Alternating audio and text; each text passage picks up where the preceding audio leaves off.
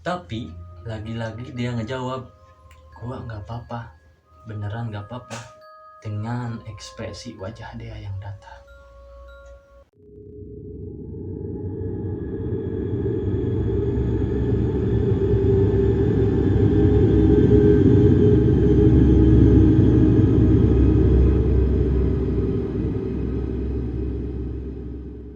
Assalamualaikum warahmatullahi wabarakatuh.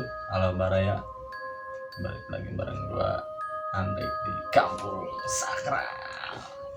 Baraya Kampung Sakral dimanapun kalian berada, gua harap kalian ada dalam keadaan sehat, dimudahkan segala rezekinya, dilancarkan segala urusannya, dan juga semoga keberkahan selalu menyertai kalian.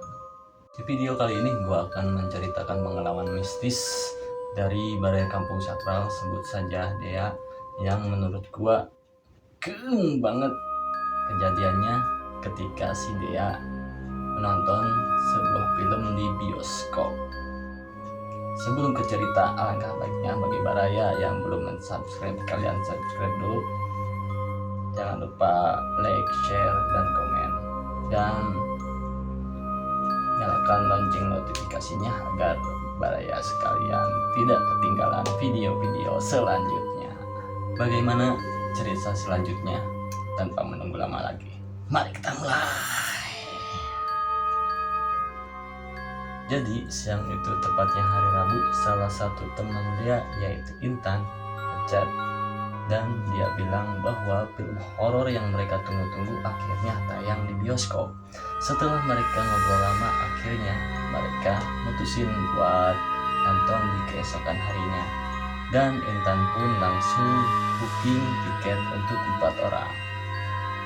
Keesokan harinya, tepatnya jam 7 malam, mereka ketemuan di bioskop. Dea, Intan, adiknya Intan, dan Naila.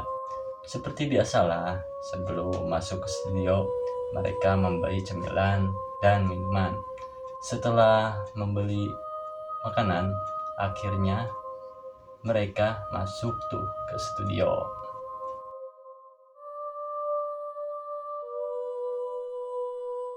Posisi duduk waktu itu dari kiri ke kanan, Dea, Naila, Intan, dan adiknya Intan. Lalu sisa penonton lainnya ada di tengah, tepat di depan layar. Jadi barisan paling kiri ke kanan ya kosong. Karena weekday, jadi malam itu penonton nggak lebih dari 15 orang. Cukup sedikit sih untuk ukuran ruangan studio yang begitu besar. Apalagi waktu itu udah pandemi. Jadi mereka harus duduk mengosongkan kursi di antara penonton. Singkat cerita, film pun dimulai. Lampu studio pun dimatiin. Gak ada hal yang aneh, semua tampak biasa-biasa saja. Sampai akhirnya ujung mata kiri Dea melihat ada penonton duduk di kursi paling kiri. Awalnya dia nggak ambil pusing karena dia pikir itu penonton yang pindah duduk. Waktu ruangan bioskop agak terang karena cahaya dari layar, dia sengaja tuh melihat ke arah penonton yang misterius itu, dan nampak sesosok perempuan yang agak aneh.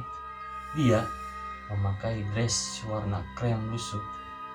Entah itu warna krem lusuh atau karena kotor, dia pun nggak tahu.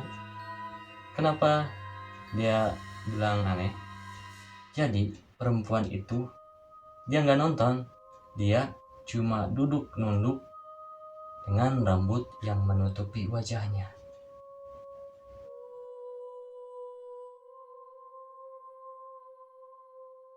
Dia yang udah ngerasa bahwa sosok itu bukan manusia, berusaha bodo amat. Toh perempuan itu gak ganggu, mungkin cuma gak sengaja aja dia ngelihat sosok itu. Dan dia pun pikir, paling nanti juga dia pergi. Hampir setengah waktu tayang film, sosok itu masih berada di situ. dengan posisi yang gak berubah. Dia bolak-balik tuh ngeliatin sosok itu. Mungkin karena penasaran atau apalah, dia juga lupa apa yang dia rasakan. Sampai akhirnya tiba-tiba sosok perempuan itu mengangkat kepalanya dan melihat ke arah dia. Kelihatan tuh setengah wajahnya yang putih pucat dengan sorot mata yang tajam. Dia pun kaget sampai Mela bilang, Udah lah dek, jangan diliatin terus. Aku jadi ikutan takut. Mela itu tahu kalau dia itu kadang bisa melihat makhluk-makhluk yang Mela sendiri gak bisa lihat. Karena ngelihat gelagat dia yang gak beres, Mela pun jadi ikut ketakutan. Sampai mereka gak fokus pada film yang ditonton. Dia udah makin ketakutan banget. Dan dia baru sadar bahwa malam itu malam Jumat. Akhirnya dia gak kuat lagi duduk di kursi itu. Dia pindah duduk ke kursi yang gak boleh ditempati di antara Mela dan Intan. Sampai akhirnya dia gak tahu kapan sosok perempuan itu hilang. Singkat cerita, akhirnya film pun selesai. Dia pulang bareng Mela dan Intan sama adiknya. Mereka pisah di parkiran mall. Jam 11 malam dia pun sampai di rumah. Dia langsung bersih-bersih badan dan istirahat. Dia nggak terlalu mikirin kejadian barusan di bioskop sampai dia akhirnya tertidur. Keesokan harinya, dia bangun dengan leher yang terasa sakit dan berat. Jadi aktivitas hari itu agak sedikit terganggu. Saat itu dia nggak mikir macam-macam, mungkin cuma salah posisi tidur. Pas hari kedua setelah nonton, dia bermimpi ada sesosok perempuan yang mirip sama yang dia lihat di bioskop. Perempuan itu nggak ngomong, cuma menunjukkan wajah yang pucat. Hari ketiga, leher dia udah nggak terasa sakit. Tapi yang anehnya, entah kenapa rasanya dia seperti manusia yang hidup dalam keputusasaan. Gak ada semangat hidup dan raut wajah yang sedikit berubah. Wajah dia terlihat kusam dan nampak kayak orang sakit. Padahal sebelumnya dia terlihat fine-fine saja. Seharian itu dia cuma murung aja. Lebih banyak diam dan dia gak fokus buat ngerjain apa-apa. Sampai pas kakaknya pulang, dia kaget melihat mukanya dia. Dan kakaknya bilang, Dek, kamu kenapa sih? Muka kamu aneh banget. Sakit atau kenapa? Gue gak apa-apa kok. Cuma hari ini emang ngerasa ada yang beda. Gue ngerasa kayak mau mati besok. Kayaknya ini ada hubungan sama yang kamu lihat di bioskop deh, Dek. dia yang saat itu udah ngerasa ada hal yang aneh, tapi dia masih saja berpikir positif. Dia pun jawab, Gue gak apa-apa kok. Beneran gak apa-apa.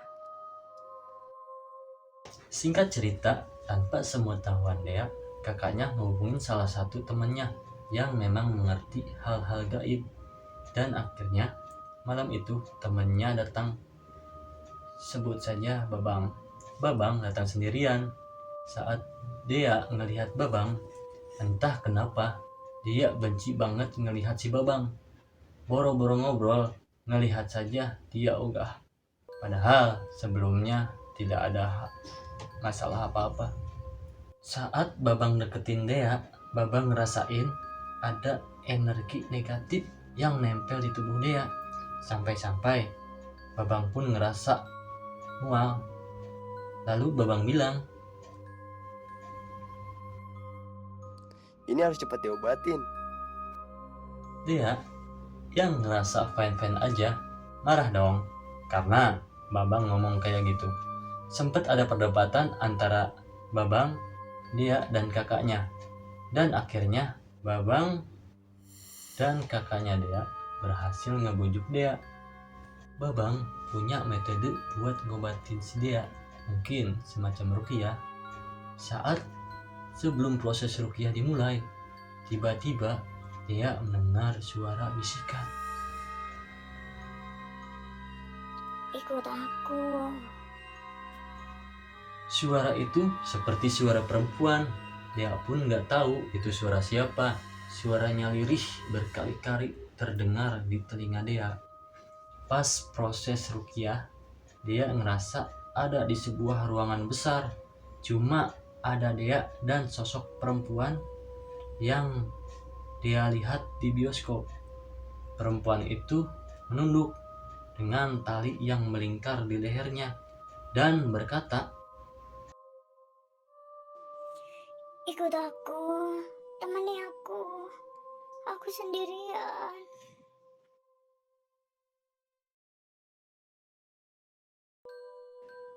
Gue gak mau. Tempat gue di sini. Pergi. Dea terus-menerus mengatakan hal yang sama karena sosok perempuan itu berusaha untuk membujuk Dea supaya mengakhiri hidupnya. Dea terus-terusan nangis, padahal sebelumnya dia belum pernah nangis sehisteris itu. Beruntung, akhirnya Babang bisa mengeluarkan sosok itu dari tubuh Dea. Meskipun agak sulit, tapi Allah masih kasih pertolongan lewat Babang. Setelah proses ruqyah selesai, semua balik lagi normal dan wajah Dea pun seketika kembali ceria seperti biasanya. Babang pun cerita kalau sosok itu memang mengikuti dia sehabis dia nonton film di bioskop. Karena dia bisa melihat sosok itu, jadi sosok perempuan itu menganggap dia bisa menemaninya